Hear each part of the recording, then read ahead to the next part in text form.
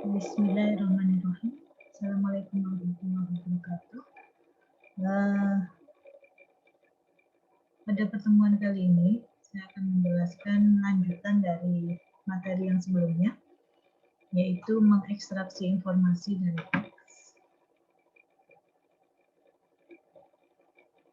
Jadi, pada pertemuan sebelumnya, saya sudah menjelaskan bagaimana proses chunking dan chinking, ya, chunk and chink.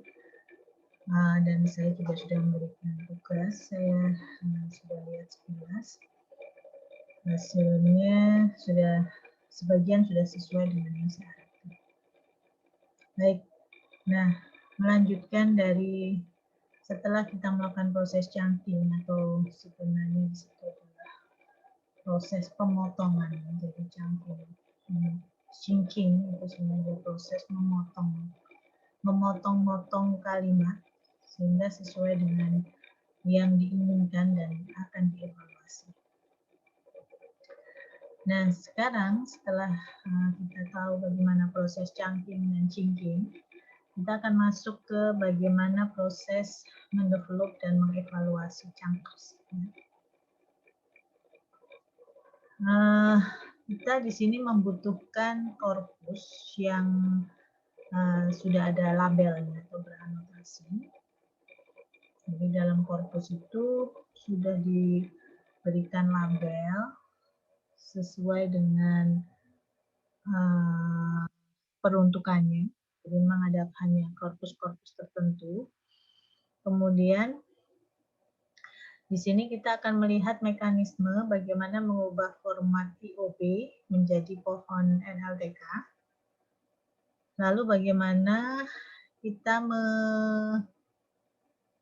melihatnya dalam skala yang lebih besar. Jadi kalau korpus kan kita melihatnya dari skala yang lebih besar. Kalau contoh kemarin kan baru potongan-potongan satu kalimat.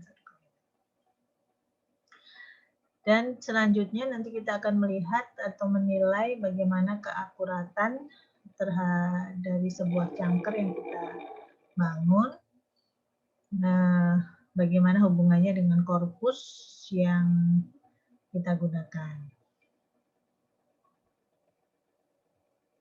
Nah, sebelum masuk ke bagaimana mengevaluasinya, di sini saya akan menjelaskan terlebih dahulu ukuran untuk mengevaluasi dari proses pembuatan chunker tadi, akurasi dari chunker tadi. Itu ada beberapa metrik untuk pengukuran yang bisa kita gunakan. Yang pertama adalah ukuran akurasi. Jadi metrik ukuran akurasi ini ukuran yang paling sederhana yang biasanya digunakan untuk mengevaluasi klasifikasi. Jadi klasifikasi seperti memprediksi, ya, misalkan ada orang menebak usia, misalkan usia anak satu kelas misalkan ada 60 anak, kemudian satu anak dia menebak bahwa Anda berumur 11 tahun, Anda 12, Anda 13. Nah, jumlah yang benar, artinya dari semua tebakan tadi, misalkan ada 60 anak kan, 50 anaknya itu benar ditebak dengan benar, maka itu kita bisa menghitung akurasinya. Jadi akurasinya itu adalah 50/60. Ya. Jadi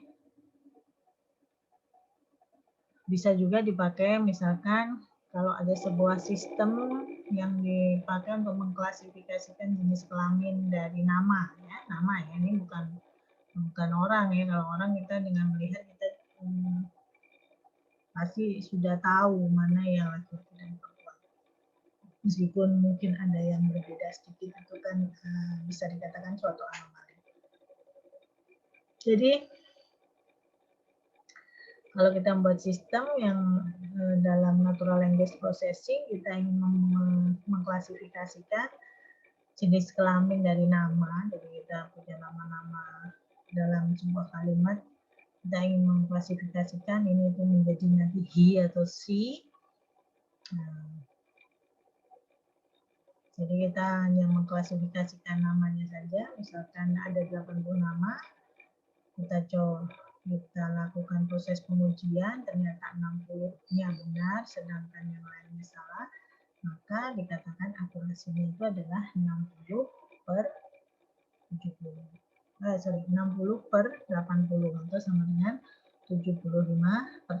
Nah, kebalikan dari akurasi itu adalah error atau kesalahan. Jadi kalau akurasinya 75%, maka berarti errornya itu adalah 75% kan sama dengan 0,75.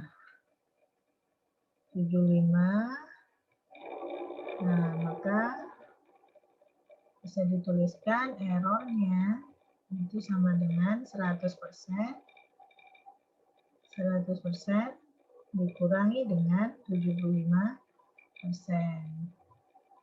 Kalau ini dijadikan pecahan, ini adalah 3/4, maka errornya itu sama dengan 1 dikurangi 3/4. Ini sama dengan 25% atau sama dengan 10. Seperti ini. Ya. Jadi ukuran metrik yang paling sederhana. Baik, yang berikutnya hanya di sini ukuran metrik akurasi ini bisa dikatakan banyak kelemahannya atau tidak bisa mewakili kebenaran yang sebenarnya. Di sini kita ambil contoh seperti ini. Misalkan kita punya dataset. Datasetnya ini berkaitan dengan berita perbankan. Ya, berita perbankan. Nah, kemudian kita mencari kata bank dari berita perbankan. Ya, maka bisa dikatakan pasti dia akan banyak di situ muncul kata. Ya. Atau bisa terjadi 19 kali dari 20 kata. Sehingga kalau kita memprediksi atau bisa melakukan klasifikasian di data yang memang hampir 100% itu mengandung kata tersebut, maka ukuran kata 100% ini bisa dikatakan 100% yang meragukan gitu ya. Meragukan itu maksudnya gimana ya? Bisa jadi ini kalau diterapkan di dataset yang berbeda itu hasilnya tidak mencapai 100%. Sehingga misalkan dari dataset yang sama kita mencari kata ball misalkan yang berhubungan dengan olahraga, bisa jadi dia tidak ditemukan sehingga akurasinya menjadi 0%. Jadi dalam mengukur akurasi ini, dataset yang kita pakai itu harus tepat. Dia harus tepat dan mewakili kriteria atau variabel yang kita ingin ukur. Contoh lain, jadi skor akurasi ini juga bisa dikatakan menyesatkan kalau jumlah dokumen yang tidak relevan itu jauh melebihi jumlah dokumen yang relevan. Ya, jumlah dokumen, jadi misalkan kita mencari, ini tadi contohnya, jumlah dokumen yang relevan, kalau kita cari kata ball, misalkan ya, dari dataset perbankan, maka jumlah dokumen yang relevan kan sedikit sekali. Kalaupun ada ya 1-2.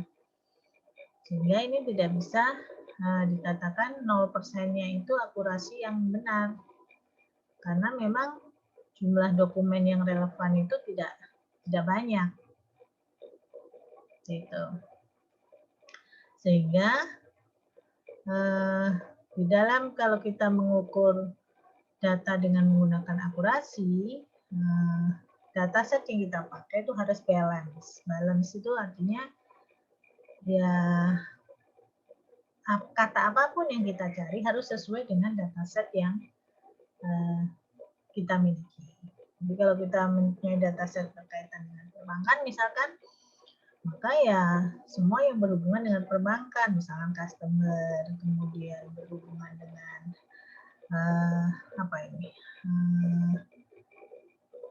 kredit, berhubungan dengan debit, misalkan seperti itu. Jadi yang memang kata-katanya itu banyak ditemukan di dataset yang kita gunakan. Nah, sehingga bagaimana kalau dataset yang kita miliki itu dia tidak balance? Artinya tidak banyak, misalkan ada kata yang kita temukan di kata itu mungkin hanya 4 atau hanya 5, sedangkan yang lain itu ada 100. Gitu ya. Nah, kita perlu menggunakan ukuran metrik yang lebih sesuai, yaitu yang kita sebut dengan decision and recall.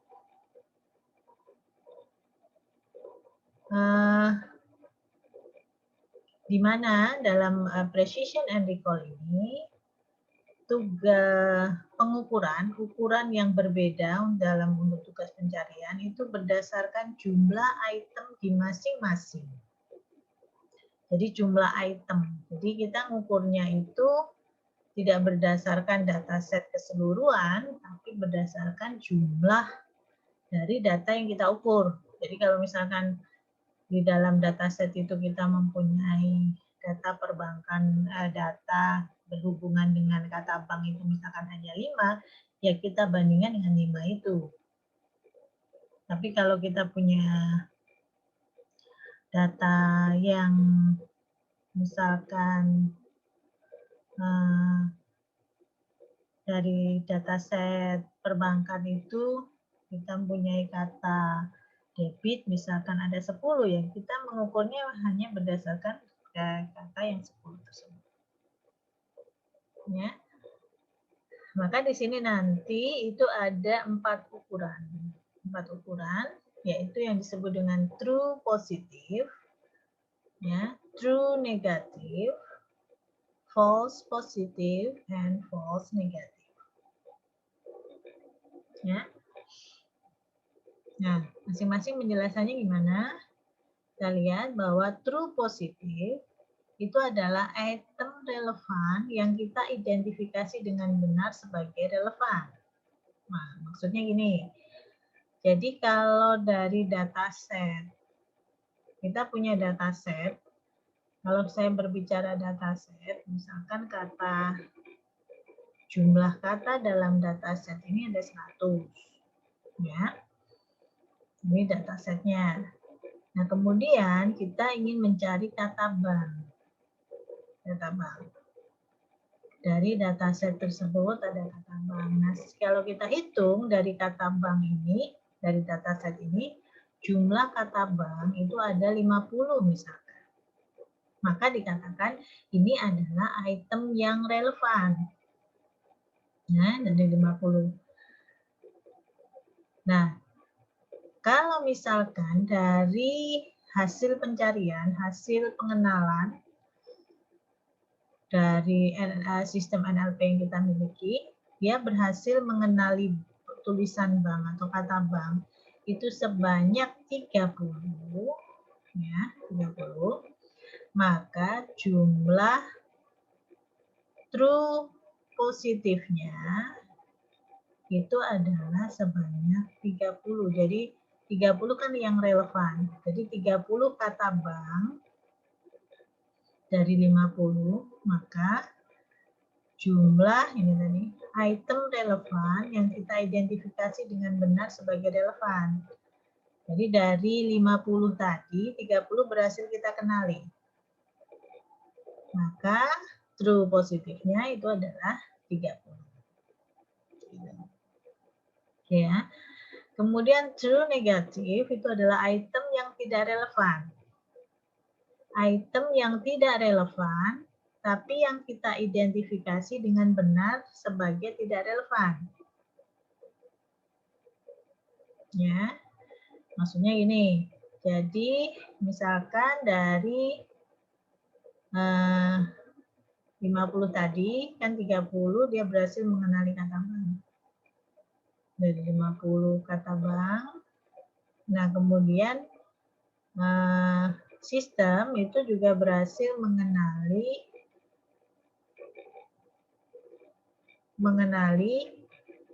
20 kata lain yang tidak relevan, yang tidak sama dengan kata bank. Jadi misalkan dia mengenali ada 20 kata yang bukan bank, misalkan kredit gitu ya. Padahal yang kita inginkan kan bank, tapi dia mengenali kredit, mengenali kata kredit itu sebagai kredit. Ya kan, berarti dia mengenali bahwa ada 20 kata yang tidak relevan. Ini yang tadi ada 100. Ada 20 kata yang tidak relevan dengan kata bank tadi. Dan dia benar dikenali sebagai bukan bank. Nah, gitu. Bukan bank ya. Jadi mungkin kredit, mungkin debit, dan sebagainya. Pokoknya yang tidak relevan dengan kata yang kita cari.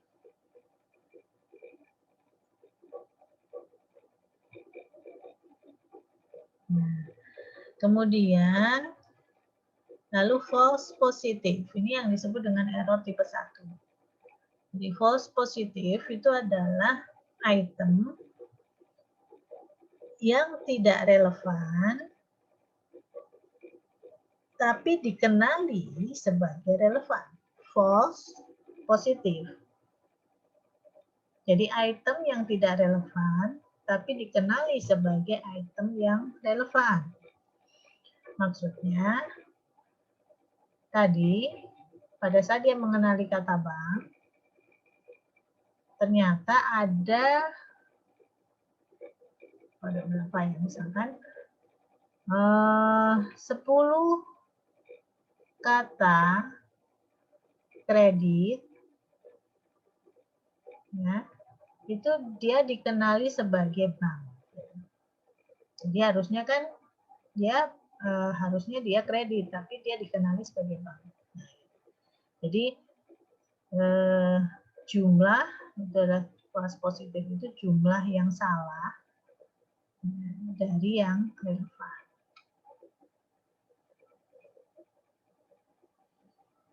Tuh, kemudian false negatif itu adalah disebut juga dengan error tipe 2. Itu adalah item relevan yang sama. Ya, item relevan yang sama diidentifikasi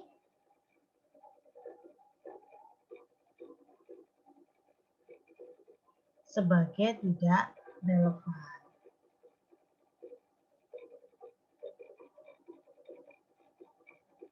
Maksudnya gini, item relevan yang diidentifikasi sebagai tidak relevan. Jadi salah dalam mengidentifikasi. Dia harusnya bank tapi diidentifikasi sebagai selain bank. Itu yang disebut dengan false. Gitu. Jadi misalkan ini tadi kan 30 kata dikenali sebagai bank. Misalkan dia 20 kata, ya, harus 20 kata bank, dia dikenali sebagai kredit. Nah, itu. Jadi 20 kata bank dikenali sebagai kredit. Maka 20 ini disebut dengan false negatif. Ya, ini ukuran untuk precision, bukan precision. Jadi ini ukuran yang disebut dengan ukuran true positif, true negatif, false positif, dan false negatif. Nah, dari keempat angka ini tadi, true positif yang biasanya disingkat TP, kemudian false positif biasanya disingkat dengan FP, lalu false negatif FN, dan true negatif atau TN Ini kita bisa menghitung yang disebut dengan precision and recall. Jadi precision itu menunjukkan seberapa banyak item yang kita identifikasi secara sebagai relevan. Jadi dari sini tadi bahwa yang diidentifikasi secara sebagai relevan itu kan true positif dan false positif. Kan? Diidentifikasi secara sebagai relevan. Maka sedangkan jumlah yang benar itu adalah yang true positif kan?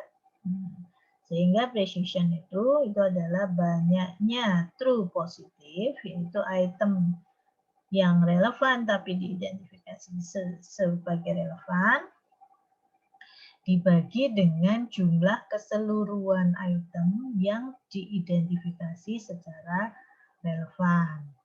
Di mana jumlah item yang diidentifikasi secara sebagai relevan itu ada true positif dan false positif. Ya. Kemudian ada yang disebut dengan recall. Oh ya, true positive atau precision ini sering disebut juga sebagai true positive rate. TPR. Kemudian yang dimaksud dengan recall itu adalah berapa banyak atau jumlah item relevan yang berhasil diidentifikasi. Berapa banyak item relevan yang kita identifikasi. Item relevan yang kita identifikasi itu kan yang ada di false negatif. Item relevan yang kita identifikasi. Ini kan tadi yang kita identifikasi itu ada di sini kan. Item relevan yang kita identifikasi itu ada di true positif dan yang ada di false negatif. Jadi item relevan yang diidentifikasi. Hanya di sini kalau yang true positif itu adalah item relevan yang kita identifikasi sebagai relevan jadi benar. Sedangkan false negatif itu adalah item relevan yang salah diidentifikasi. Sehingga recall itu adalah banyaknya item relevan yang berhasil kita identifikasi dengan benar dibagi dengan jumlah item relevan yang diidentifikasi, yaitu true positif ditambah false negatif. Nah, di sini juga ada ukuran yang disebut dengan F-measure atau F-score, yaitu menggabungkan antara precision and recall dengan memberikan skor tunggal. Jadi kita kadang menggunakan pasangan precision and recall, tapi bisa juga hanya menggunakan ukuran F-measure. Jadi F-measure ini adalah mean rata-rata atau nilai tengah harmonis dari precision and recall. Dirumuskan sama dengan 2 kali precision dikalikan recall dibagi dengan jumlah precision ditambah dengan recall. Baik, nah ini tadi ukuran evaluasi metriknya nanti akan kita gunakan selanjutnya untuk mengevaluasi dari keakuratan cangkernya.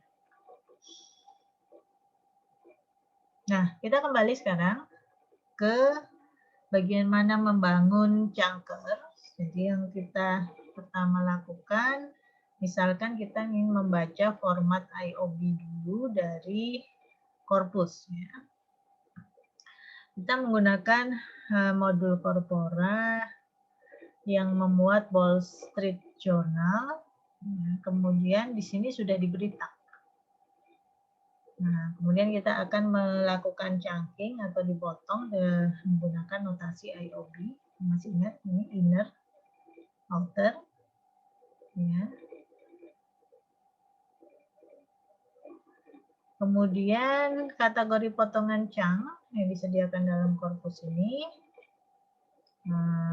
yang ada di korpus ini ya, itu ada kategorinya, itu ada NP, noun frase, verb frase, dan preposition frase. Jadi kalau kita lihat isinya, itu isinya seperti ini. Ya. Jadi he misalkan, itu preposition, dia merupakan noun frase, kemudian dia kode dari notasi IOB-nya itu diberi nilai B. Accepted itu verb, ya. Kemudian verb frase kan ya, verb frase dengan kode B.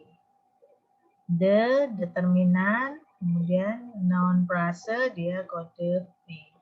Position itu non ya, ini non yang ada di dalam non frase ya, dia ada di I. Nanti dilihat lagi ya untuk struktur IOB-nya. Oke. Kemudian kita bisa melakukan membangun atau melihat representasi dari pohon atau tree dengan menggunakan perintah ini.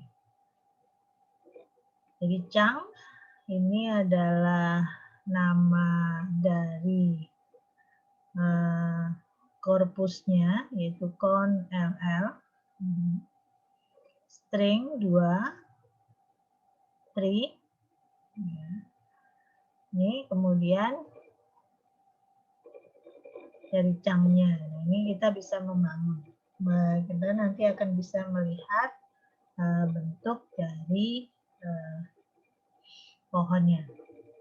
Selain itu, kita juga bisa memilih subset dari 3 potongan, jenis potongan yang digunakan, misalkan hanya untuk potongan yang NP saja. Ini bentuk lengkapnya ya. Ini nanti dan seterusnya. Jadi kalau kita ambil misalkan teks, kita punya teks, he accepted the position of vice chairman of Curly Group. Nah, ini kalimat yang pertama. Kemudian kalimat yang kedua itu ada a merchant banking concern. Ya.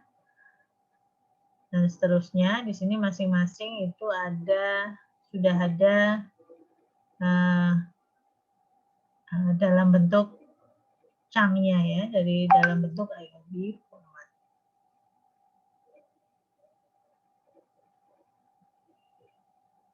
Nah, perintah ini nanti kalau kita terapkan dengan perintah chunk con NLL string to tree, jadi stringnya itu kita rubah ke pohon dari teks. Nah, teksnya misalkan ini tadi teksnya kita berikan teksnya ini, ya.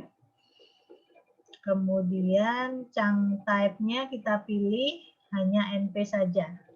Jadi bisa kita tampilkan hanya NP saja, maka yang muncul nanti akan seperti ini. Ya, he accepted the position vice chairman of Carlyle's Group Commercial. Nah, jadi yang dijelaskan secara lengkap itu adalah yang NP.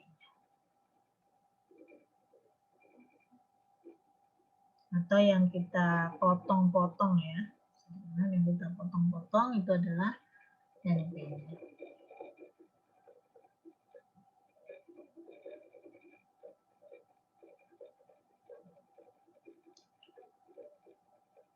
Jadi kita bisa menggunakan modul korpus NLTK untuk mengakses teks chunk dalam jumlah yang lebih besar. Nah, contohnya adalah con NLL 2000 chunking korpus ini dia berisi 270.000 kata teks yang biasanya muncul di Wall Street Journal, ini berhubungan dengan perekonomian. Kemudian dibagi Nah, kita bisa membagi data yang kita miliki sebanyak 270.000 teks ini, itu sudah terbagi menjadi data yang disebut dengan bagian train dan bagian test. Dan data itu sudah dianotasi itu maksudnya dilabeli ya. Dilabeli itu ditandai mana yang benar dan mana yang salah. Bahwa oh ini benar itu adalah non frase, ini benar ini i, ini benar ini o, ini benar ini b dan seterusnya. Jadi dianotasi dengan 2 tag, yaitu tag dari part of speech dan tag dari cangkemnya. Nah, cara mengakses datanya itu dengan perintah nltk.corpus nama dari korpusnya ya, con ll2000. Ini contoh kalau kita ingin misalkan hanya membaca 100 data dari data train, nah, kita ingin menampilkan atau melihat gitu ya, ini bisa kita ketikkan seperti ini from nltk.corpus import con ya, kemudian print chunket sense, nama filenya nanti akan kita simpan di train.txt. Nah ini jumlahnya adalah 99, ini array-nya ya, karena di sini kalau di Python itu array-nya dia mulai dari 0. Jadi kalau kita mengambil kalimat yang ke 100, ini kalimat bukan 100 kalimat, sorry salah. Itu adalah kalimat yang ke 100, maka kita menggunakan indeks array-nya itu adalah 99. Karena dia mulai ngitungnya itu mulai dari 0. Maka nanti kita akan melihat di sini bentuk pohonnya ya. Jadi S, kemudian dia isinya apa di sini itu adalah Alf Cafe. Ya, Mr. Stone told his story. Seperti ini. Nah, di sini juga sudah ada, dia termasuk PP, NP, PP, NP. Ya, ini ada yang satu kesatuannya kan, satu kesatuan Chang yaitu Kap. Ya, kemudian ini juga Mr. Stone, ini satu kesatuan. Lalu di sini history ini juga satu kesatuan NP. Atau satu Chang ya, satu Chang non frase. Nah, secara lengkap tadi sudah saya sebutkan di bawah, di atas bahwa Chang korpus con LL2000 ini dia memiliki 3 tipe Chang, yaitu NP, kemudian VP dan PP. Kalau PP contohnya ya seperti ini, has already, jadi berkaitan dengan kata kerja. Kemudian PP itu adalah because of. Ya. Nah, contohnya seperti ini. Misalkan kita hanya ingin membahas atau berhubungan dengan NP saja, maka kita bisa memilih dari ketiga tipe ini tadi dengan menggunakan argumen Chang types. Jadi kita berikan di sini Chang types itu NP saja, kemudian kita pilih kalimat yang ke 100 juga misalkan, maka di sini yang muncul sebagai Chang itu hanya yang NP saja. Kalau bedanya kan di sini ini semuanya muncul sebagai Chang, PP, PP, NP ya kan, PP. Jadi masih ingat yang sebelumnya kalau ada yang di dalam kurung ini itu adalah sebenarnya hasil dari cangkernya, hasil dari potongannya. Nah, kalau di contoh yang di sini, karena kita hanya memilih NP saja, maka yang ini dia tidak masuk sebagai cang. Yang ini juga tidak masuk sebagai cang. Ini juga tidak masuk sebagai cang. Jadi yang cang itu hanya yang NP saja. Gitu. Ini perbedaannya kalau kita menggunakan atau memilih tipe cang tertentu dari korpus Chungking Cone L 2000. Oke.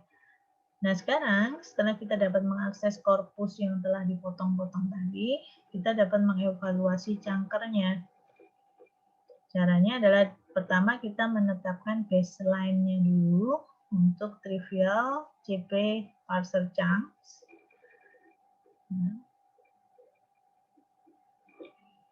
Jadi kita membuat baseline-nya dulu. Kita coba dari simple evaluation dan baseline.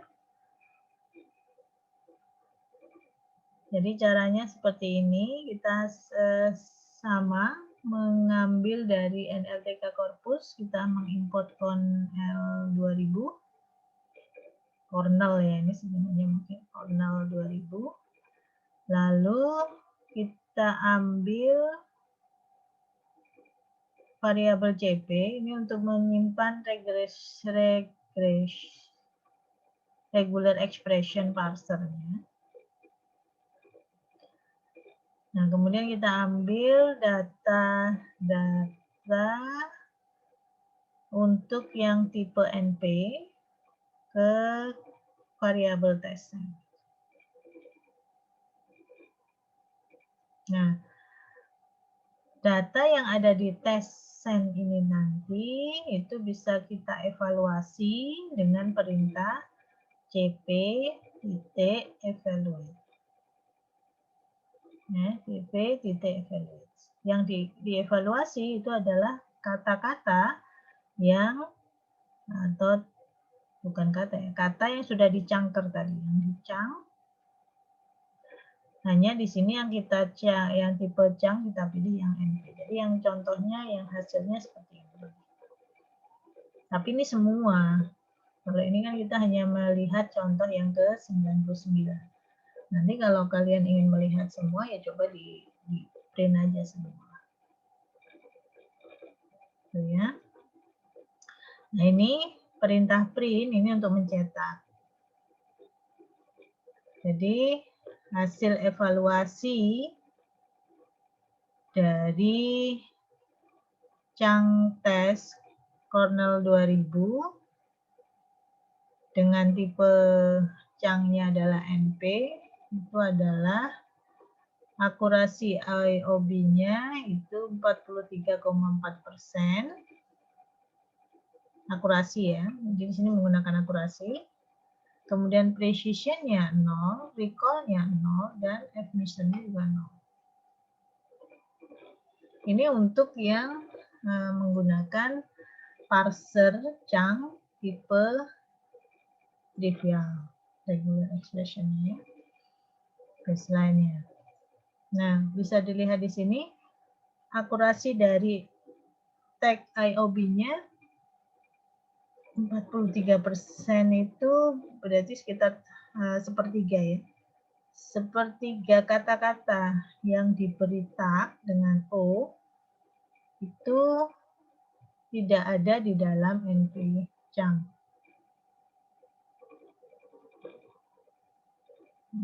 Ini. Kemudian tagger ini juga tidak menemukan Chang apapun. Dari mana kita mengetahui? Karena dari presisinya. Presisi, nah ini recall ya, recall. Dan pengukuran F atau admissernya itu semuanya 0. Berarti dengan kata lain, apa yang mau kita ukur atau semua yang relevan itu tidak ada. Ya, 0.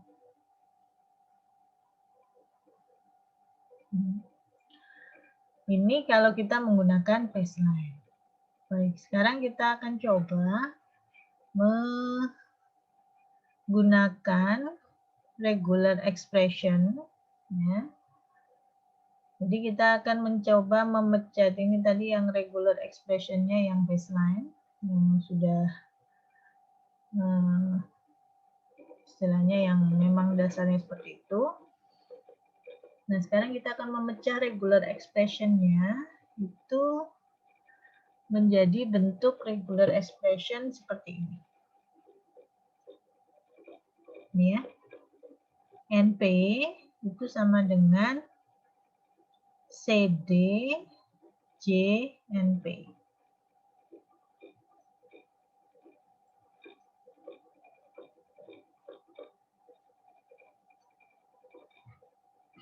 Ya, CD determinan, ya, kemudian J. Jadi di sini kita akan memecah dengan mencari tag yang diawali dengan huruf yang merupakan karakteristik dari tag frase kata benda. Tag frase kata benda NP ya, non frase. Jadi misalkan dia diawali dengan determinan, atau kata-kata lain yang bukan determinan, yaitu yang termasuk dalam CD, JJ. Nah, sekarang kita bentuk CP-nya itu menjadi regular expression parser dari grammar. Ini grammarnya ditentukan di sini. Ini bedanya hanya di regular expression-nya. Nah, kalau yang ini kita menggunakan yang baseline-nya. Baseline-nya yang secara dasar dia memang NP ya sudah seperti itu. Nah, dengan merubah bentuk dari grammar chunk-nya atau chunk grammar-nya atau chunk parser-nya, nah ternyata hasil evaluasi dari kalimat yang sama ini tadi tesennya, ini tetap kita menggunakan tesen ini, itu ternyata dia menjadi lebih tinggi. IOB akurasinya menjadi 87,7, precision-nya menjadi 70,6%, recall-nya menjadi 67,8%, F-measure-nya menjadi 69,2%. Nah, seperti yang kita lihat nih, jadi pendekatan ini menunjukkan hasil yang lebih layak. Nah, namun kita dapat meningkatkannya dengan mengadopsi lebih banyak pendekatan berbasis data, di mana kita menggunakan korpus pelatihan untuk menemukan tag dari chunk-nya. Maksudnya tag-nya itu apakah dia benar dia ada di A, I, O, B, yang paling sesuai dengan tag dari part of speech-nya.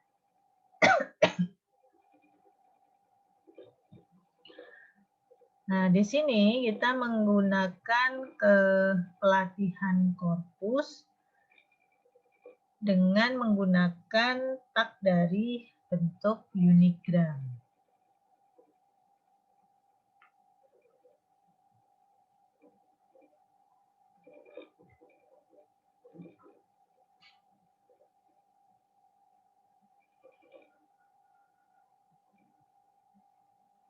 Hanya kalau biasanya kita menggunakan penanda atau tag unigram, itu kan biasanya hanya dipakai untuk mencari part of speech yang benar. Nah, di sini kita menggunakan penanda unigram, itu digunakan untuk menentukan tag chunk yang benar. Jadi dari penanda unigram yang biasanya dipakai untuk mencari tak dari path of speech. Jadi dengan berdasarkan hasil dari path tak pos yang benar, kita gunakan itu untuk menandai tak dari Chang yang benar. Jadi bentuk dari model Changker yang menggunakan penanda unigram itu sering disebut dengan unigram Changker.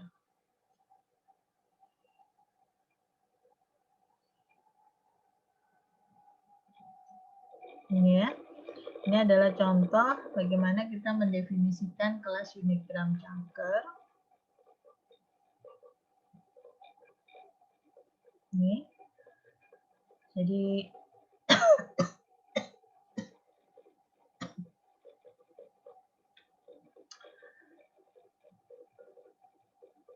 kita menggunakan data trainnya. Di sini kita rubah dari pohon ke bentuk dari tax, con and tax, dari data yang ada di Changnya, NLTK. Jadi dari data yang ada di NLTK itu ada W, T, dan C, kita ambil yang bagian T dan C saja. Nah, kemudian ini nanti kita masing-masing kirim dia ke, atau kita taruh di trainset-nya.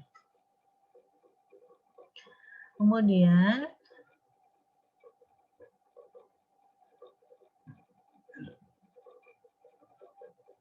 nah ini yang kita sebut dengan tagger unigramnya. Ini penjelasannya. Sebagian besar kode di kelas ini hanya menggunakan konversi bolak-balik untuk merepresentasikan Changtree yang digunakan oleh antarmuka Chang parser I. Jadi nama parsernya itu adalah Chang parser I NLTK. Jadi yang kita definisikan di sini. Ya. Itu yang kita gunakan. Dan representasi IOB yang nanti akan digunakan oleh embedded taggernya. Nah, kelas di sini ini mendefinisikan dua metode. Yang pertama adalah konstruktornya. Jadi nanti yang terus-menerus akan membangun adalah konstruktornya. Ini bagian pertama adalah konstruktornya yang dipanggil ini pada saat kita membangun unigram Changker yang baru. Kemudian yang kedua itu adalah metode parsernya. Ya, metode parsernya digunakan untuk memotong kalimat yang baru. Di mana konstruktor itu dia akan mendaftar atau mengambil daftar dari kalimat pelatihan,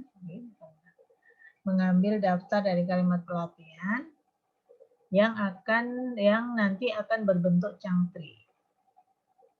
Ya, ini. Jadi dia mengambil kalimat dari pelatihan.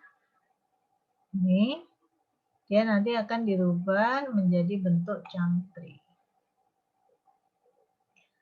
Jadi dia pertama-tama mengkonversi data pelatihan ke bentuk yang sesuai untuk melatih tagger ini dengan menggunakan perintah ini. Jadi dia memetakan setiap Changtree menjadi daftar kata, tag, dan Chang. Ini W itu adalah word.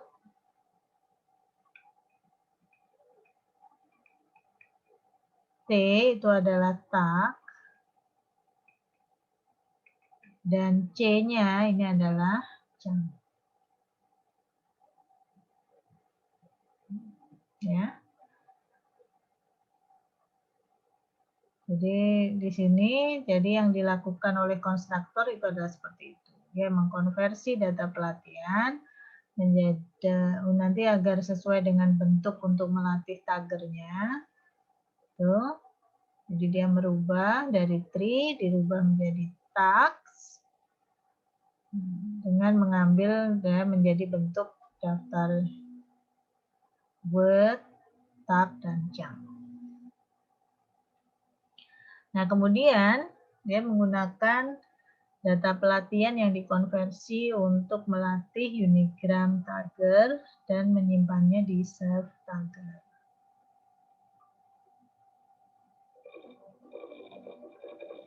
Ya.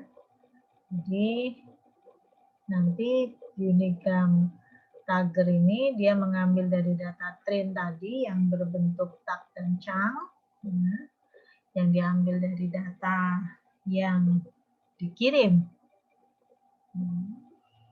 Itu yang disimpan di train data itu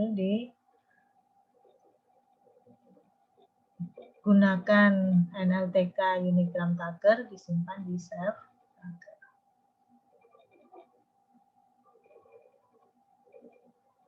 Oke. Nah, kemudian di sini ada perintah Unigram yang ini, yang parse.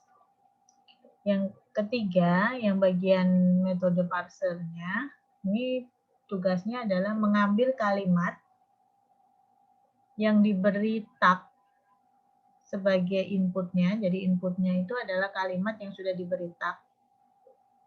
Yang kemudian kita mengekstrak tag post dari kalimat tersebut. Dari ini. Jadi kita mengambil post-nya untuk setiap put dan post dalam kalimat. Sehingga dia menjadi post. Kemudian menandai post dengan tag chunk IOB menggunakan tagger self tagger tadi yang sudah dilatih di dalam konstruktor. Ini kan self taggernya ini tadi, self taggernya itu di tag diambil, ini sudah dilatih tadi diambil, di tag. Yang di tag itu adalah kata-kata yang ada di dalam kalimatnya. Sehingga hasilnya disimpan di tag post text. Kemudian selanjutnya dia akan mengekstrak tag chunk dan menggabungkannya dengan kalimat asli untuk menghasilkan content. Ya. Jadi dia mengambil di hasil dari tag post text tadi. Ya kan di sini ada post, ada chunk tag, dia mengambil yang chunk tag-nya saja. Chunk tag-nya.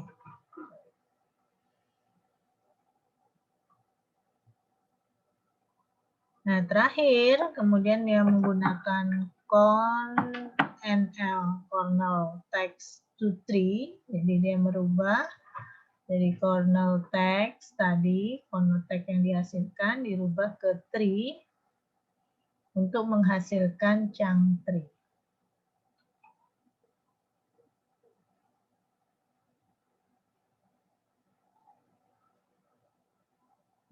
Ini. Jadi pertama chunk text-nya tadi itu dirubah dulu menjadi bentuk konteks. Nah, baru kemudian ditampilkan atau dirubah menjadi bentuk tree dengan perintah.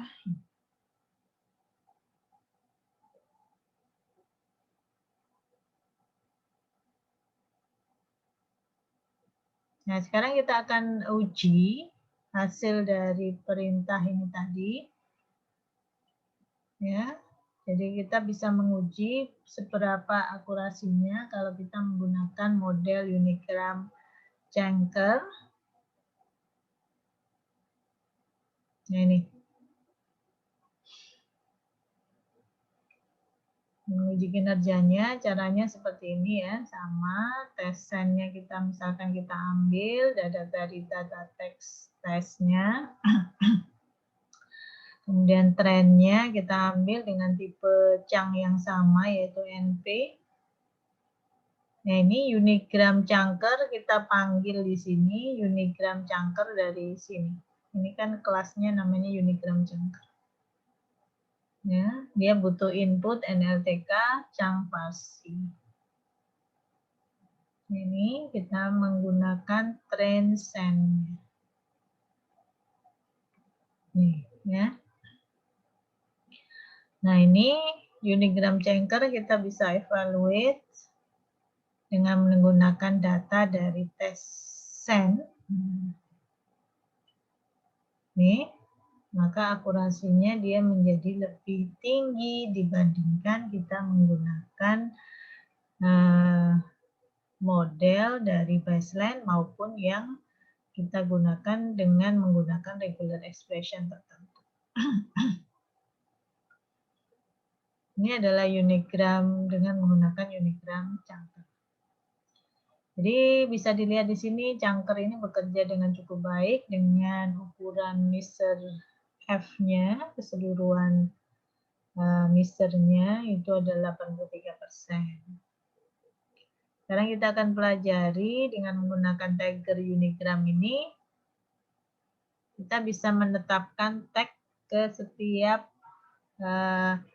part of speech text. Ini bagian dari pengucapan ini post yang muncul di corpus.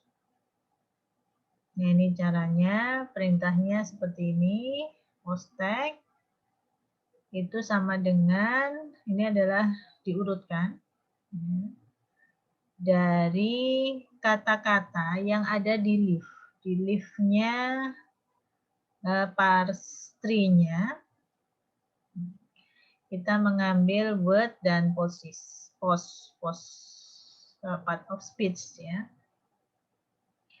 Dan kita ambil dari train sen. Nah, ini kemudian post tag di sini kita cetak dengan menggunakan unigram chunker tagger the tag, maka akan muncul seperti ini. Ya. Ini yang di bagian leaf-leafnya ya. Jadi satu pasangan, kemudian di sini ada tipe dari IOB chunkernya, kemudian ada tipe dari chunk-nya, non-prase. Ini karena di sini yang kita lihat hanya yang non-prase saja ya. Karena di sini kan sudah kita pilih chunk type-nya adalah non-prase.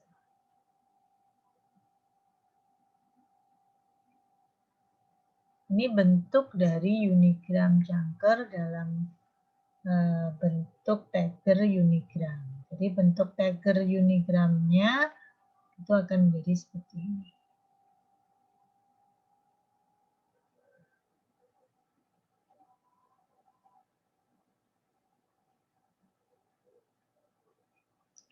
Jadi bisa dilihat tadi contoh ini tadi bahwa sebagian besar tanda baca itu muncul di luar potongan NP.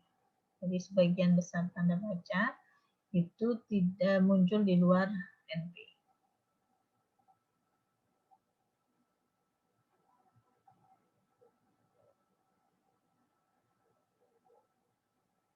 Oke. Kecuali tanda ini dan tanda ini. Tanda crash dan tanda dolar. Karena di sini digunakan untuk menanda dari mata uang.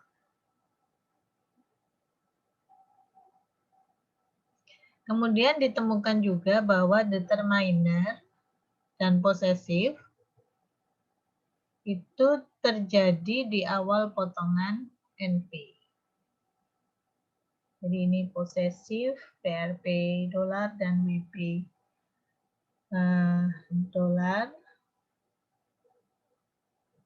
Posesif itu milik ya. Milik. Itu ada di awal potongan NP. Kan? Ya.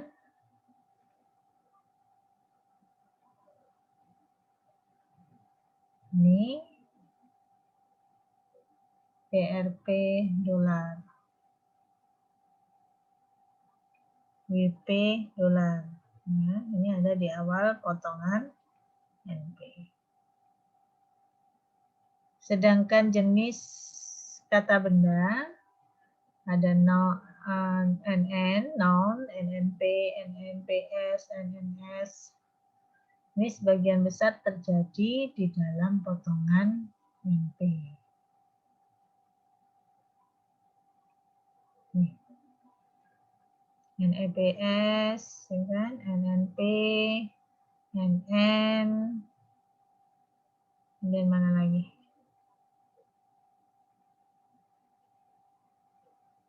NNS, ini semuanya ada di potongan dari non frasenya. I semua kan, inner.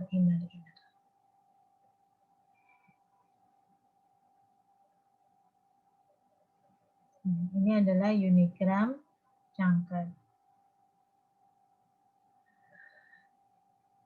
Oke. Itu cara mengevaluasi dan memilih ya. Memilih tipe chunk yang tepat untuk mendapatkan akurasi dari chunker yang lebih baik. Jadi kita tadi membandingkan dari tipe yang paling sederhana yang menjadi baseline, kemudian dengan merubah regular expression-nya, tapi masih yang dengan teknik yang naive ya. Kemudian kita menggunakan unigram Chunker.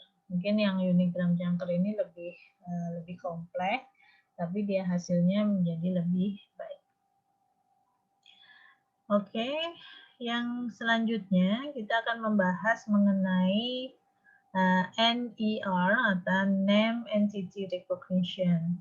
Jadi di awal dulu,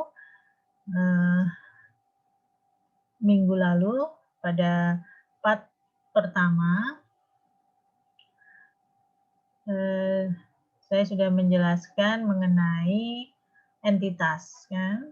Jadi bagaimana kita memberikan entitas itu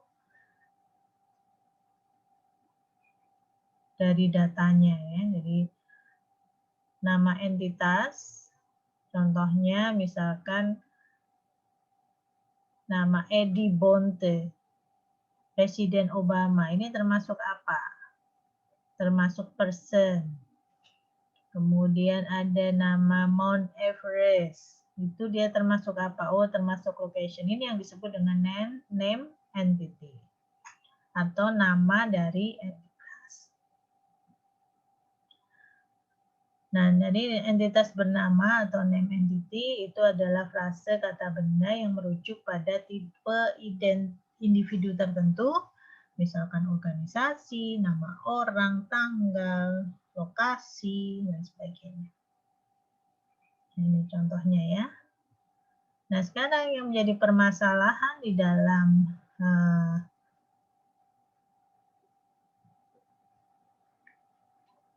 model kita, di mana model kita itu kan adalah mengembangkan sebuah model yang bisa digunakan untuk mengekstraksi informasi dari teks. Sekarang bagaimana kita bisa mengenali name entity, jadi entitas yang bernama. Jadi bagaimana kita bisa membedakan bahwa oh ini itu adalah name entitas, oh ini bukan name entitas. Ini permasalahan yang cukup kompleks ya. Nah, jadi tujuan dari sistem pengenalan entitas atau NER itu adalah mengidentifikasi untuk mengidentifikasi semua sebutan tekstual dari entitas yang bernama. Di mana di sini dia mempunyai dua tugas. Yang pertama adalah mengidentifikasi batas-batas dari NI-nya. Batas itu maksudnya dari misalnya satu kalimat panjang ini, oh ini adalah entitas. Oh, ini bukan entitas. Ini batas-batasnya. Jadi artinya kita bisa terdiri dari satu kata, bisa terdiri dari lebih dari satu kata kan? Contohnya kalau di sini, nah ini, Edi Bonte, ini kan dua kata. Bisa jadi hanya Jun saja. Bisa jadi hanya two saja. Bisa jadi hanya 20 saja. Tapi bisa jadi panjang. Contohnya di sini 175 million Canadian dollars, ya kan?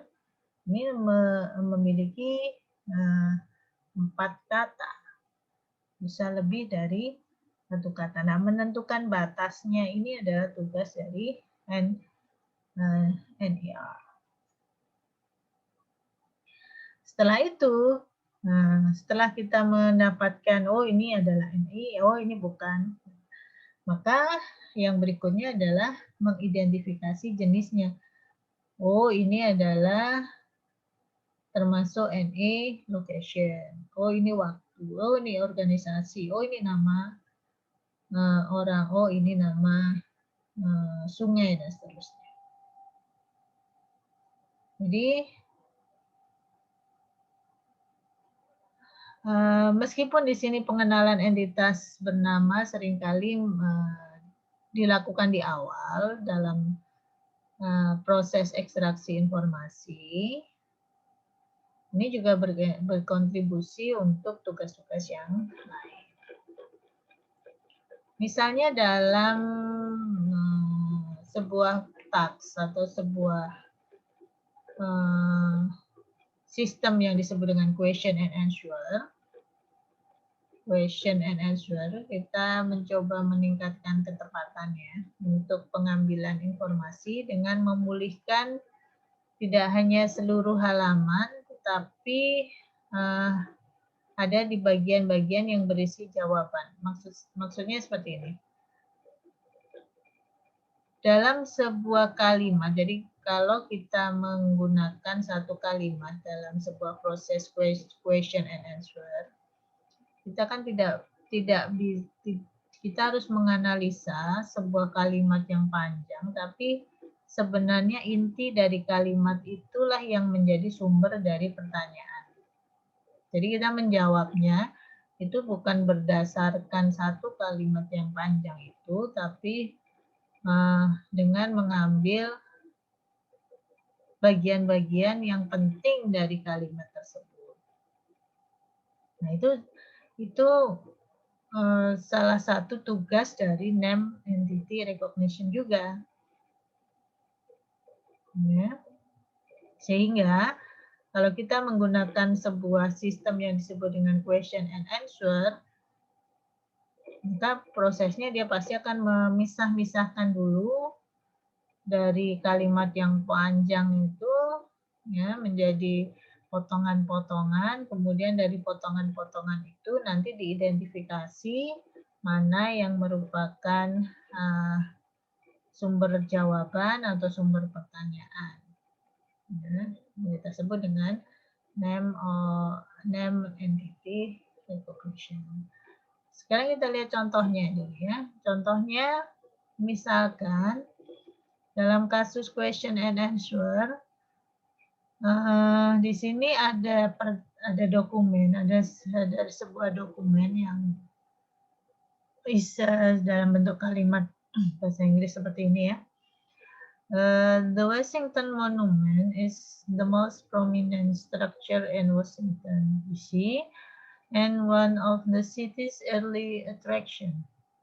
It was built in honor of George Washington, who led the country to independence and then became its first president. Nah, dari kalimat yang panjang ini, kemudian muncul pertanyaan, who is the first United States President? Siapa presiden pertama AS? Nah, bagaimana kita mendapatkan jawaban dari kalimat ini? Nah, berarti kan kita harus paham mana yang menjelaskan bagian yang ditanyakan dari kalimat pertanyaannya. Ya, jawabannya pasti akan berbentuk X adalah presiden pertama AS. Di mana X itu bukan hanya kata benda, tapi dia mengacu ke entitas tertentu yang kita sebut dengan entitas personal. Ya. Personal, nama orang. Ya.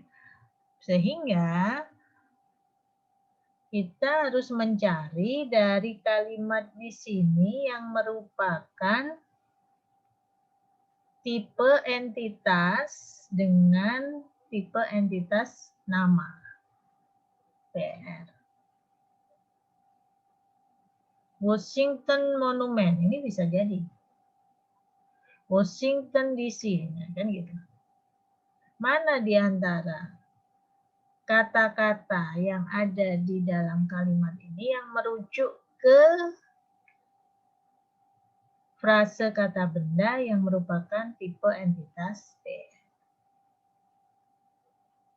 Ya, kalau dari sini bisa ke Washington Monument itu bukan kata nama orang. Washington DC, oh itu nama kota.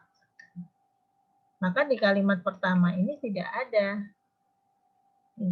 kata yang merujuk ke entitas nama. Maka ini bisa diabaikan. Sehingga tinggal kalimat yang kedua. Kalimat yang kedua ini kalau ditelusuri ternyata ada tipe frase kata benda yang dikenali sebagai entitas bernama yang berupa personal atau nama orang. Person. Yaitu siapa? Yaitu George Washington.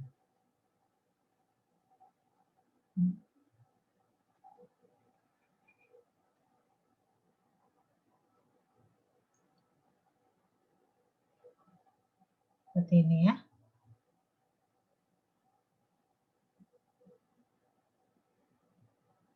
Nah, kalau ini katanya hanya dua, kalau katanya kalimatnya panjang dan lebar dan kemungkinan dia berulang-ulang menyebutkan itu, maka kita juga harus mengacu ke pernyataan yang kedua ini.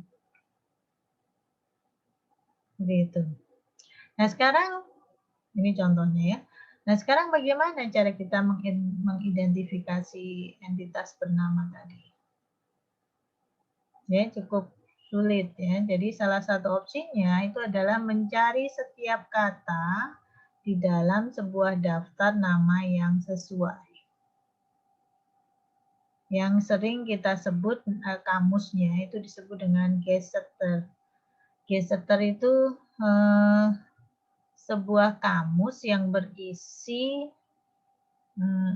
nama-nama, misalkan nama-nama lokasi, nama-nama gunung, nama-nama orang-orang terkenal, nama macam-macam.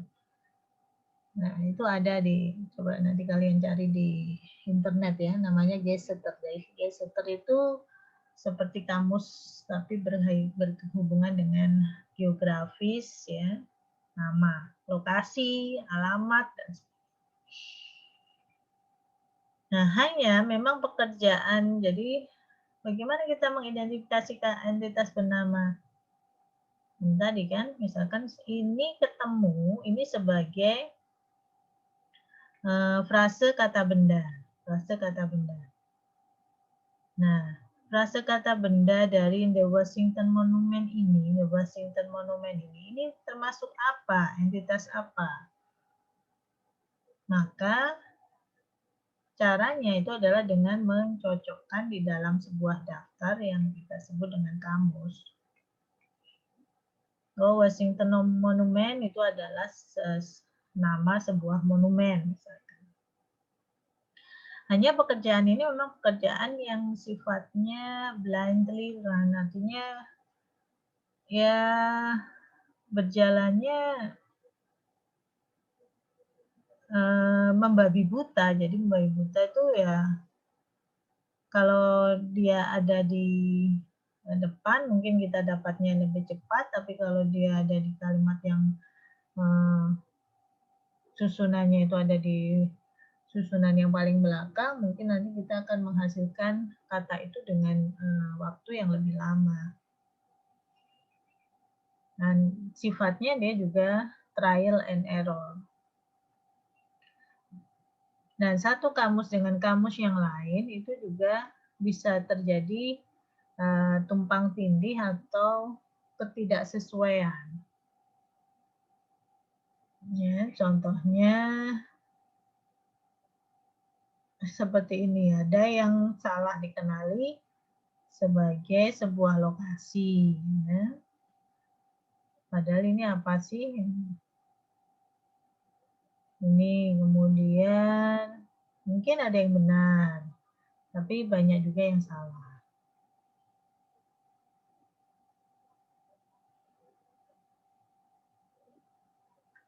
Jadi case-setter ini kadang bagus untuk di satu wilayah, kadang dia juga tidak tepat untuk di wilayah yang lain.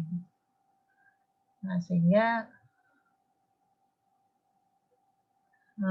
ini juga membutuhkan trik-trik tertentu sehingga kita bisa mengidentifikasi name entity secara tepat.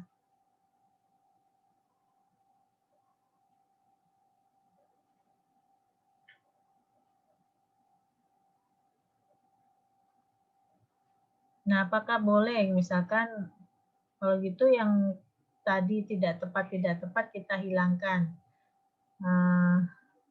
Ya bisa saja, tapi nanti kalau dia akan muncul di kalimat yang lain, ini tidak akan teridentifikasi justru. Nah, lebih sulit lagi itu adalah memberi nama orang atau organisasi. Karena lingkupnya pasti sangat sangat luas, sangat bervariasi. Kemudian nama orang juga muncul tiap hari, organisasi baru juga muncul, bisa dikatakan muncul tiap hari. Ini juga akan menjadi problem tersendiri.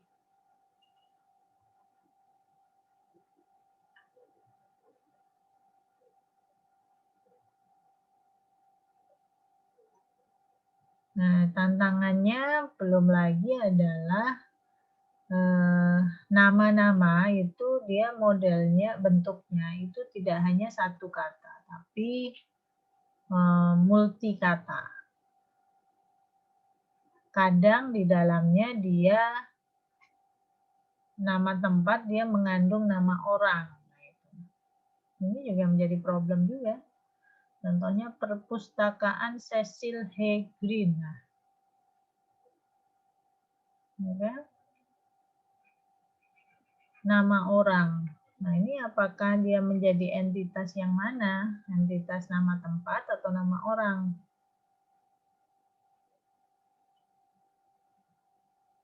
Nah, sehingga memang pengenalan entitas bernama ini itu harus dapat mengidentifikasi awal dan akhir dari rangkaian multi tokennya ini tadi.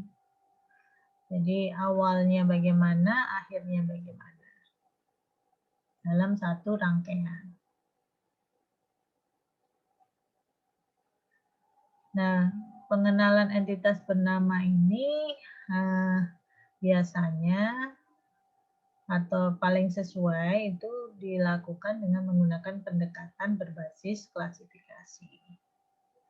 Yaitu mengklasifikasikan gabungan antara frase-frase kata benda yang multi token tadi. Jadi yang diklasifikasikan itu adalah susunan token-token yang menyusun dari name entitasnya. Nah, secara khusus kita juga dapat membuat tagger yang memberi label pada setiap kata dalam kalimat dengan menggunakan format IOB, di mana potongan diberi label menurut jenis yang sesuai. Jadi, bisa juga kita menggunakan label-label, kita berikan label-label tertentu untuk format dari cangker IOB-nya.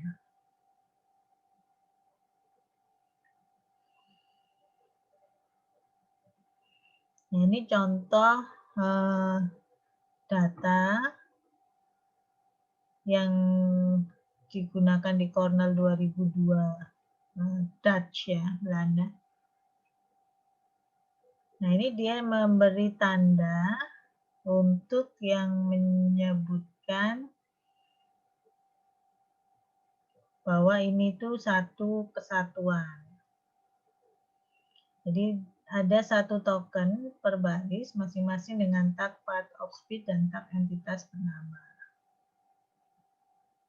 Jadi ini misalkan Edi Bonte. Nah, ini dia diberi kode person. Ya.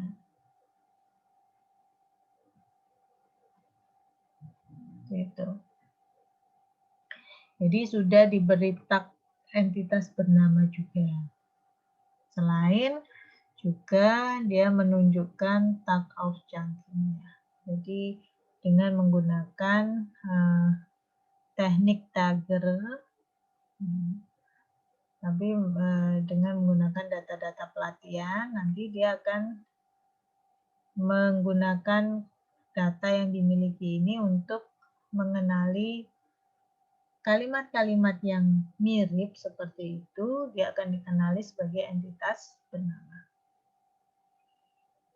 Jadi berdasarkan data korpus pelatihan ini nanti, kita dapat membuat tagger yang dapat digunakan memberi label pada kalimat baru. Perintahnya dengan menggunakan fungsi seperti ini.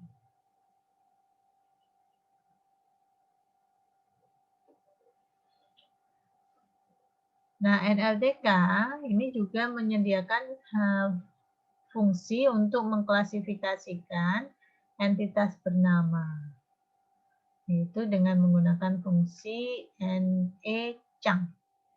NE itu name entity ya, chunk.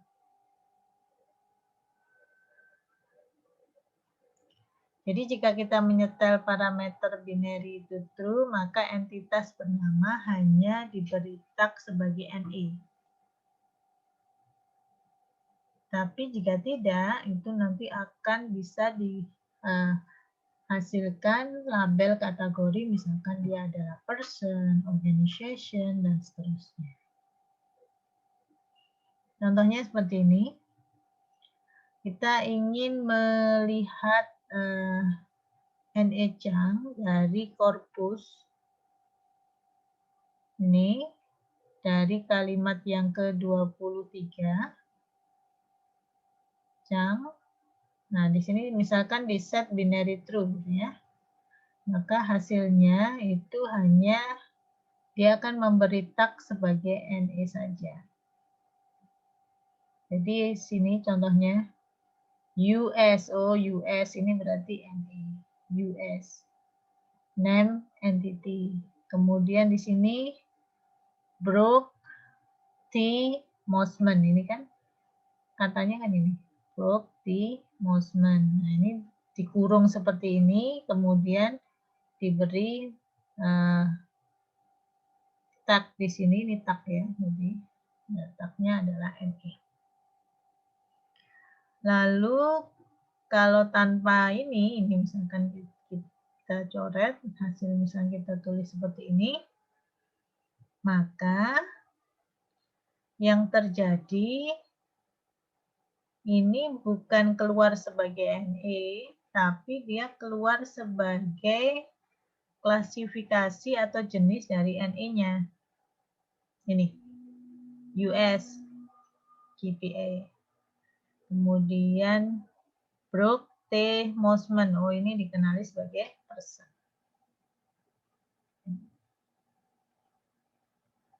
Nah, ini adalah cara bagaimana kita bisa mendapatkan name entity dari kalimat yang kita masukkan. Baik. Yang terakhir, materi yang terakhir itu adalah relation extraction. Nah, apa itu relation extraction? Jadi setelah entitas bernama itu diidentifikasi dalam teks, maka kita juga perlu mengekstraksi hubungan di antara entitas-entitas yang kita ekstraksi tadi. Misalkan seperti contohnya tadi, X adalah presiden dari negara Y. Misalnya siapa presiden dari negara Y? Nah, cara mencari hubungan di sini kita bisa mendefinisikan sebuah pasangan atau tuple.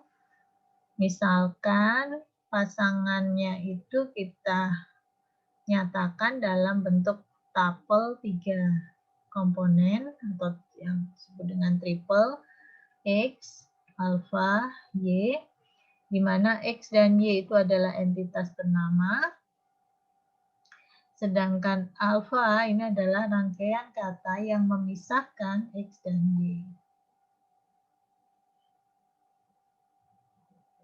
Nah,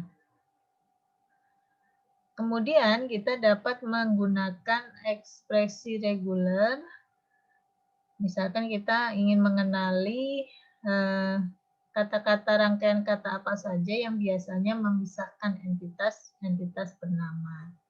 Itu bisa kita nyatakan dengan menggunakan regular expression. Misalkan contohnya biasanya, misalkan apa ya, perpustakaan A ada di kota B. Nah, misalkan seperti itu. Berarti kan yang menghubungkan antara X dan Y itu adalah kata in atau di dalam. Ya. Jadi misalkan kita bisa nyatakan dalam regular expression-nya menjadi bentuk seperti ini.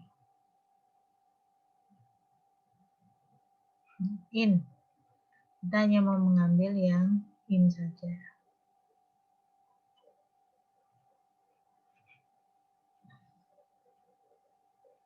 Karena kita nggak peduli kata-kata yang lain,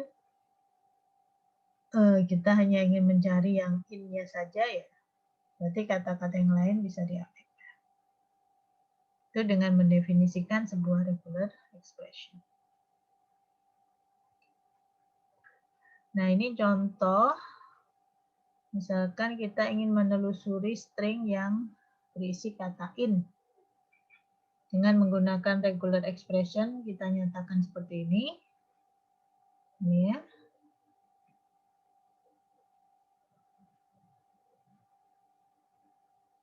Nah, kita bisa menuliskan regular expression, perintahnya seperti ini, in sama dengan regular expression, RE itu regular expression, compile. Nah, ini bentuk pernyataannya. Ini bentuk regular expression-nya ya. Nah, kemudian kita akan coba dengan mengambil dari korpus IEER. Ya, kita ambil dokumen yang namanya ini.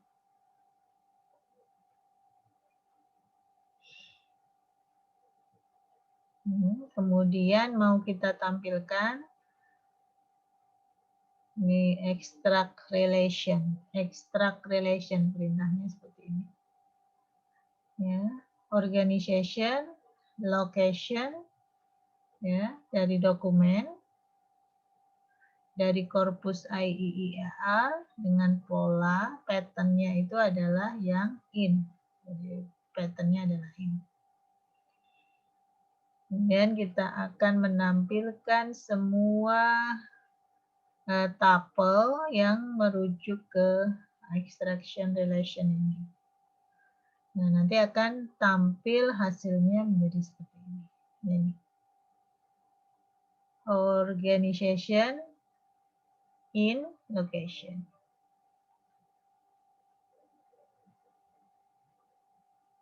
Jadi mencari semua kalimat, menelusuri string yang berisi kata in, ya.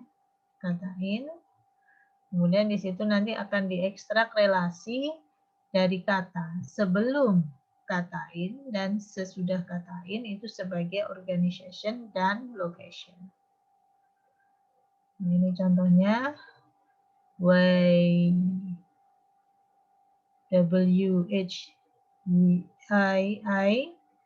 in location-nya itu adalah Philadelphia. Ini juga sama, organization, ini firm in, jadi semua yang mengandung in di kalimat. Ininya diabaikan, jadi dalam satu kalimat pokoknya di depan maupun di belakangnya kita nggak peduli, yang penting ada in.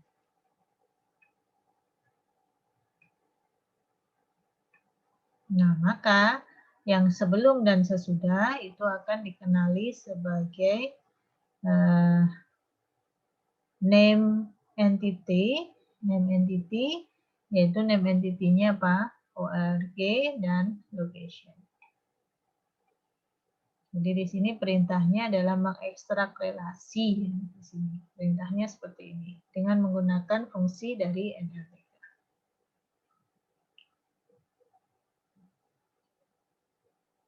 Hanya kadang apakah selalu benar? Ya, tidak selalu benar juga ya. Jadi kita bisa lihat di sini, kita juga mendapatkan positif palsu seperti ini. Our House Transportation Committee secure the most money in the New York.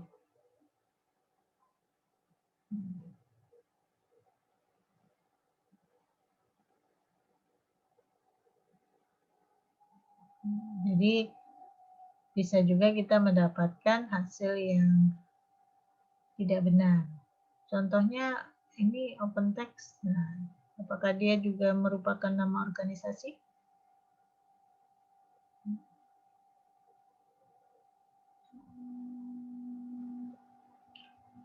Oke, baik.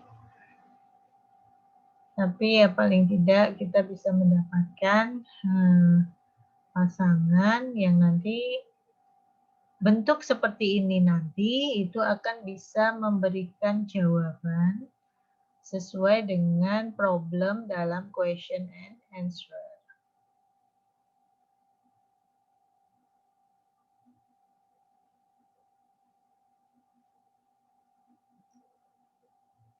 Nah, kalau kita ingin mendapatkan yang lebih baik lagi, memang kita harus bisa merancang dengan pola yang lebih sensitif terhadap tag. Ya. Jadi dengan menggunakan metode show clause, ini mencetak relasi dalam bentuk klausa, di mana simbol relasi biner ini ditetapkan sebagai nilai parameter real sim.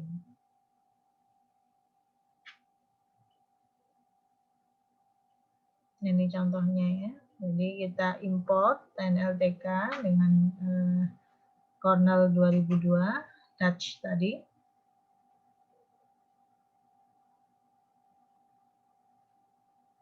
Nah, di sini didefinisikan kita akan dapatkan hasilnya. Ini bahasanya bahasa tidak hanya sekedar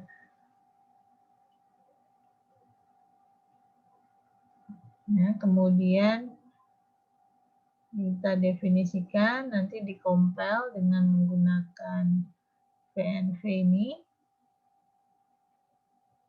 Jadi PNV-nya di sini dijelaskan bahwa is, di sini ada perbedaan kapan yang menggunakan is, was, were, Kemudian ada fun, itu preposition. Nah, ini karena kita menggunakan bahasa yang berbasis Dutch ya, Belanda ya. Bagian dari bahasa Belanda. Sehingga biasanya yang dalam bahasa Belanda itu kan nama orang itu dimulai dari van.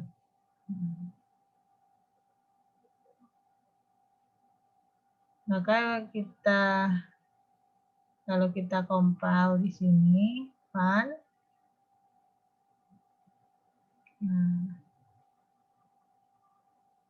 jadi kita perhalus di sini nilai simulationnya dengan menggunakan van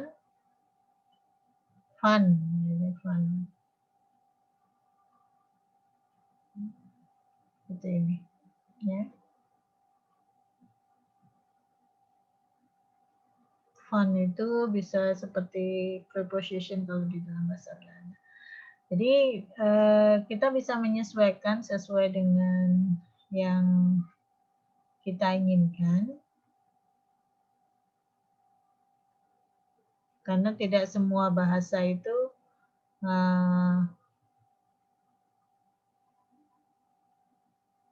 tidak semua bahasa mempunyai standar yang sama seperti yang ada di dalam bahasa Inggris. Seperti itu ya. Nah, ini keseluruhan proses bagaimana kita mengekstraksi kalimat, mengekstraksi informasi dalam sebuah kalimat yang dimulai dari proses pemotongan ya, yang kita sebut dengan chunking dan chinking. Chinking mungkin jarang digunakan, lebih banyak menggunakan chunking. Kemudian kalian juga mengenal bagaimana caranya mengidentifikasi entitas atau nama entitas bernama, kemudian mencari relasi antara entitas bernama. Nah, dengan menggunakan informasi ini kita bisa menggunakan ya informasi atau susunan dari entitas itu untuk melakukan proses tanya jawab, melakukan proses pengenalan dari kata-kata dalam sebuah kalimat dalam natural language processing. Baik, jadi materi untuk natural language processing di semester ini saya rasa cukup untuk sampai di materi di bab ekstraksi informasi ini. Nanti untuk ujiannya itu ada dua model. Jadi yang pertama itu adalah model tertulis, jadi secara teoritis seperti apa prosesnya untuk ini, bagaimana dan seterusnya, yang mirip seperti tugas-tugas yang sudah saya berikan. Kemudian yang berikutnya nanti ada juga tugas untuk programnya. Nanti ada soal, kalian diminta misalkan mengekstraksi apa, itu semua dilakukan dengan menggunakan program NLTK. Nanti instruksinya nanti seperti apa prosesnya itu akan dijelaskan pada hari ujian. Seperti itu. Saya ucapkan terima kasih dan saya juga minta maaf kalau selama 1 semester ini memberikan materi masih kurang dan sebagainya. Semoga materi yang saya berikan bisa bermanfaat, mungkin untuk tugas akhir. Untuk diskusi-diskusi selanjutnya, kalau misalkan ada yang kurang jelas, bisa ditanyakan melalui grup PA ataupun misalkan tidak nyaman, bisa juga ditanyakan secara langsung menggunakan chat kepada saya. Seperti itu.